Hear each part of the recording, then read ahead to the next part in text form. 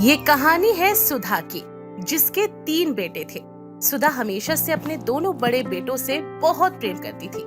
राम अपने दोनों बड़े भाई के मुकाबले कामकाज में बहुत कमजोर था और राम के दोनों बड़े भाई गांव में अच्छी खासी पोस्ट पर सरकारी बाबूजी का काम करते थे। राम की पत्नी सीता घर के कामकाज के साथ बाहर का भी सारा काम किया करती। सुधा हमेशा से अपने दोनों बेटों को अच्छा खाना खिलाती और राम को बचा कुचा झूठा खाना खाने को देती। ऐसी एक दिन सीता अपने पति से कहती है, सुनिए जी, आपको नजर नहीं आता क्या माँ जी आपके साथ कैसे सौतेले जैसा व्यवहार रखती हैं? आपको सबका बचा हुआ खाना देती हैं, मेरे साथ वो गैरों जैसा सुलूक करती हैं।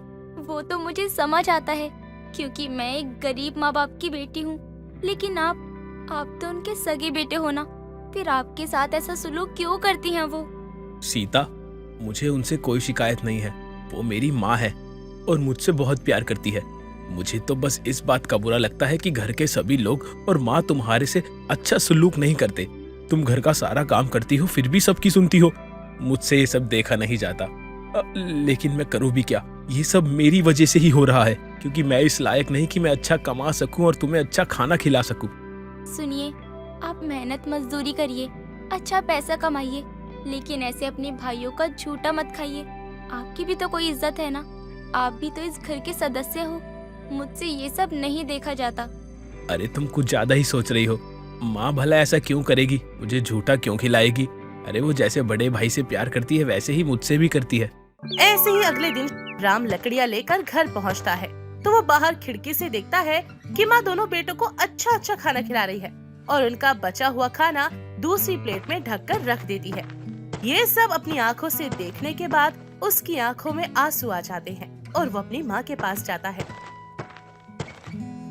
अरे आ गया रे तू, ये ले बचा कुचा यही है, तू ही खा ले। यही खाना बचा है, खाना है तो खा ले। बचा हुआ झूठा खाना देखकर राम आंखों में आंसू लिए अपनी माँ से कहता है, माँ, आप ये जूठन मुझे खिलाती आई हो? सीता मुझे हमेशा से कहती थी, लेकिन मैंने हमेशा उसकी बात को नजरअंदाज किया है। अच्छा, मेरे से जुबान लड़ाएगा तू अब?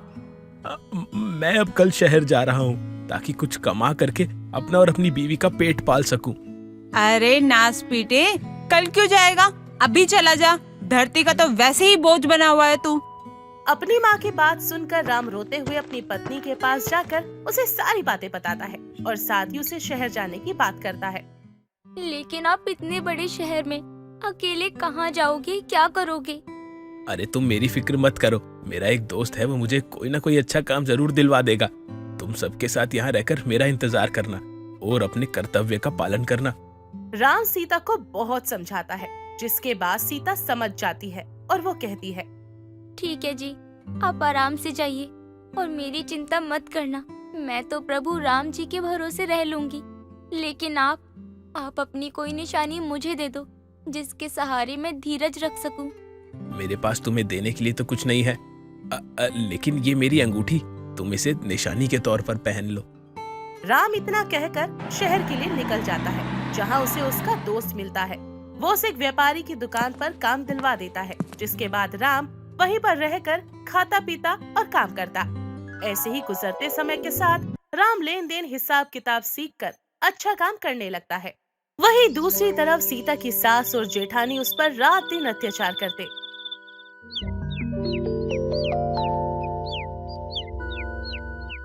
घर का सारा काम उससे करवाते। समय बीतता है, बीते समय के साथ ऐसे एक दिन सीता लकड़ी लेने मंदिर की ओर जा रही थी।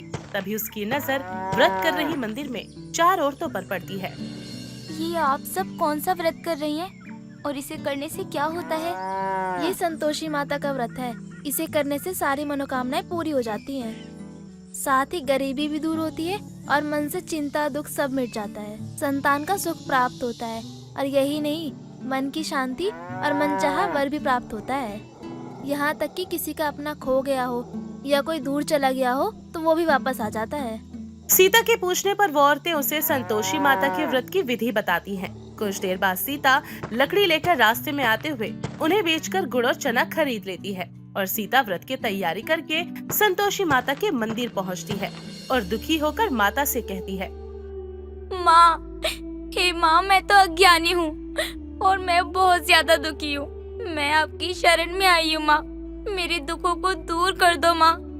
अब सीता हर शुक्रवार मंदिर में जाकर ऐसा ही करती है और एक दिन माता को उस पर दया आ गई और शुक्रवार को उसके पति का पत्र आया और अगले शुक्रवार उसके पति का भेजा हुआ धन उसे मिला। अब सीता मंदिर में जाकर माता के चरणों में गिरकर रोते हुए कहती है, हे माँ, मैंने आपसे पैसे कब मांगे थे? मुझे तो अपना सुहाग चाहिए। मैं तो अपने स्वामी के दर्शन और उनकी सेवा करना चाहती हूँ। तभी माता की मूर्ति से एक तेज रोशनी आती है। इतनी तेज रोशनी होती है कि सीता कुछ भी सही से देख नहीं पाती और फिर अचानक से रोशनी कम हो जाती है। माँ संतोषी को सामने देख सीता बोलती है, माँ, आपने मुझे दर्शन दिए। माँ, मैं तो धन्य हो गई माँ, लेकिन मैं अभी वही मांगूंगी। माँ, मुझे मेरा सुहाग लौटा दो, उन्हें मेरे पास वापस भेज दो माँ। तभी संतोषी माता सीता की बात से प्रसन्न होकर उससे कहती है, जा बेटा, तुझे तेरा सुहाग जल्द ही मिलेगा। सीता ये सुनकर खुशी से घर जाती है और कामकाज में लग जाती है। वहीं दूसरी तरफ संतोषी माता सपने में उसके पति को उसकी पत्नी की याद दिलाती है और उसे घर जाने को कहती है। तभी सपने में ही राम माता से कहता है, माँ, मैं कैसे जाऊंगा? शहर की बात है और लेन देन की कई बातें हैं, बहुत सारा हिसाब करना बाकी है अभी तो। तभी संतोषी माँ कहती है, सवेरे उठ के मेरा नाम लेकर घी का दीपक जलाना, फिर दुकान पर बैठना, तुम्हारी सारी विपदा दूर हो जाएगी। राम सवेरे को उठकर वैसा ही करता है। देखते ही देखते उसकी दुकान पर भीड़ लग गई और सारा लेन देन साफ हो गया, धन का भी ढेर लग गया और वो खुश होकर घर की ओर रवाना हो गया। उधर उसकी पत्नी रोज की तरह लकड़ी लेने जाती है और माता की पूजा अर्चना करती है और ऐसे एक दिन वो माता से कहती है, माँ, आज ये धूल कैसी उड़ रही है और ये हवा कैसे चल रही है? संतोषी माता कहती है, बेटा, आज तेरा पति वापस घर आ रहा है। अब तो लकड़ियों के 3 ढेर बना और एक नदी के किनारे रखा और दूसरा यहाँ रख दे और तीसरा अपने सर पे रख ले। तेरे पति के दिल में इस लकड़ी के गट्ठर को देखकर मोह पैदा होगा और घर जाकर आवाज लगाना, सासू जी, लकड़ियों का गट्ठर लो, भूसे की रोटी दो और फूटे नारियल में पानी दो। आज मेहमान कौन आया है? सीता घर जाकर लकड़ियाँ रखती है और जो संतोषी माँ ने कहा था वही दोहराती है। तभी उसकी सास बाहर आकर कहती है, अरे बेटा, तेरा पति आया है। अरे आजा, मीठे भात का आनंद ले ले और अपने पति के लाए हुए गहने और कपड़े पहन ले तू।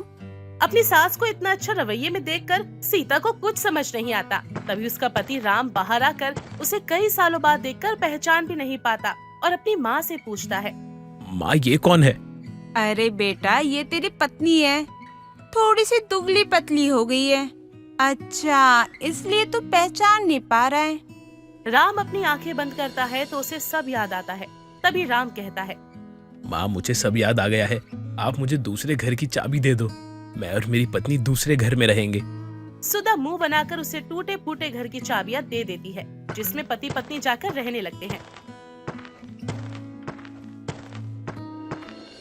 और कुछ दिनों बाद दोनों गहने वहने बेचकर उन पैसों से एक बड़ा सा घर ले लेते हैं। और ऐसे ही शुक्रवार आता है और सीता राम को सारी कहानी सुनाते हुए कहती है, सुनिए जी, हमें माता की व्रत का उद्यापन करना चाहिए। अरे हाँ हाँ, क्यों नहीं, ये सब तो उन्हीं की कृपा है। सीता व्रत की तैयारियों में लग जाती है। अपने जेठ के बच्चों को सीता ने खाने पर बुलाया। सीता की जेठानी अपने बच्चों को सिखा कर भेजती है कि खाने के बाद खटाई मांगना, जिससे सीता का उद्यापन पूरा न हो पाए। चाची चाची, हमें खटाई चाहिए, खटाई दो हमें। अरे नहीं नहीं बेटा, मैं तुम्हें खटाई नहीं दे सकती। तो फिर आप एक काम करो, हमें पैसे दे दो। भोली सीता बच्चों को पैसे दे देती है, जिसके बाद बच्चे खटाई लाकर खाने लगते हैं। इसके बाद संतोषी माता गुस्सा हो जाती है और इसके बाद सीता के पति राम को मुखिया के आदमी चोरी के इल्जाम में पकड़कर ले जाते हैं। ये देखकर सीता रोती हुई संतोषी माँ के पास जाकर कहती है, माँ माँ, ये सब आपने क्या किया? पुत्री, मुझे दुख है। तुमने अभिमान में मेरा व्रत तोड़ा है, और आखिर तुम इतनी जल्दी सब भूल कैसे सकती हो? माँ, हे माँ, मैंने कुछ गलत नहीं किया। मैंने तो बस भूल से बच्चों को पैसे दे दिए थे। हे माँ, मुझे माफ कर दो। मैं फिर से आपका उद्यापन करूंगी। ठीक है, अगर अब तुम्हें अपनी गलती का एहसास है तो मैं तुम्हें क्षमा करती हूँ। तुम घर जाओ, रास्ते में तुम्हें तुम्हारा पति वापस मिल जाएगा। सीता को राम रास्ते में ही मिल जाता है। वो बताता है कि मुखिया जी को गलतफहमी हो गई थी। जिसने चोरी की थी उस आदमी का नाम भी राम ही था। अगले शुक्रवार सीता ने फिर से उद्यापन किया और ब्राह्मण को बुलाकर भोजन कराया और उन्हें दक्षिणा भी दी। ये देखकर संतोषी माता खुश होती है और शुक्रवार को सीता ऐसे ही व्रत रखती और संतोषी माता के मंदिर जाती और उनकी भक्ति करती। एक दिन संतोषी माता सोचती है, ये तो रोज यहाँ पर आती है, अब मैं इसके घर जाकर इसका ससुराल देखती हूँ। जहाँ सीता की सास माता का भयानक रूप देखती है तो वो डरकर चिल्लाती है, बहू, बहू, इधर आना जल्दी। ये है कौन? जल्दी इधर आ जा बहू, मुझे बहुत डर लग रहा है।